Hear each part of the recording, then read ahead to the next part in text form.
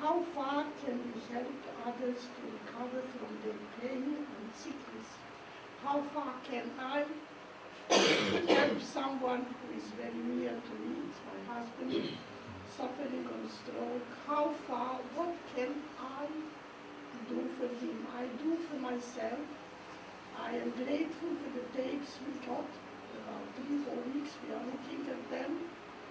They are beautiful. I get away from the fear of death. I am slowly working on to be alone, to respect it. I am going through this. I have a feeling I melt a lot of my errors. I recognize them. I try to compare them with the truth. And then I cry also a lot all the time. Yep. He's in hospital. He should be here. Yep. And So the question is how... My question is, I asked, the divine love to go into his soul, enter the soul of him and touch his soul and his heart with divine love's love, Yeah. that he can recognize and build on that. Well, Is that all I can do? Well, the truth is that we can't actually ask for divine love to enter another person. Okay. The reason why is because the divine love only enters the soul when the soul itself is open to receiving that love. But we can ask God a lot of other things to help the person open up to love. So when we pray for another person, the key is to direct our longings to help the person, for God to help the person in whichever way is possible, to open their heart to God's love entering.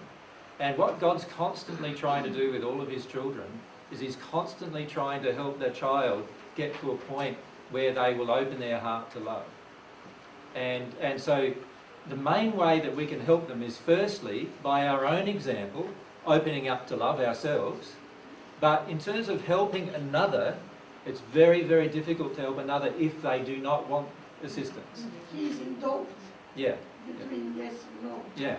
And if a person's in that state, they must first move through that state emotionally and to get to the point where they really do want God's love to enter their heart.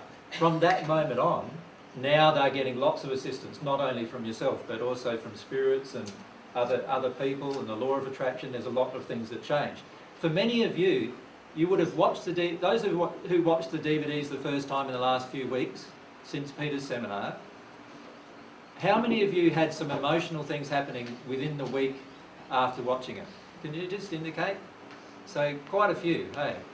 Why was that? Because the DVDs had the effect of just opening your heart a little bit to some more truth inside of yourself. And as soon as that occurs, your heart now is wanting a connection with God.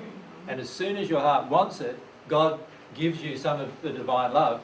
And the divine love softens you up, right? It turns your heart of stone into a heart of flesh. In other words, it softens you up so much that eventually you can feel more and more and more of your own emotion. And in fact, more and more and more of other people's emotion too.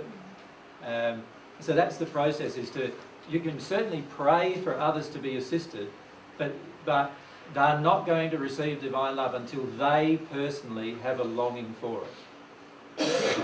But obviously, if you're living in truth and you're living in love and you're doing all the things that, and you're receiving divine love, that's going to have a very powerful effect on everyone around you.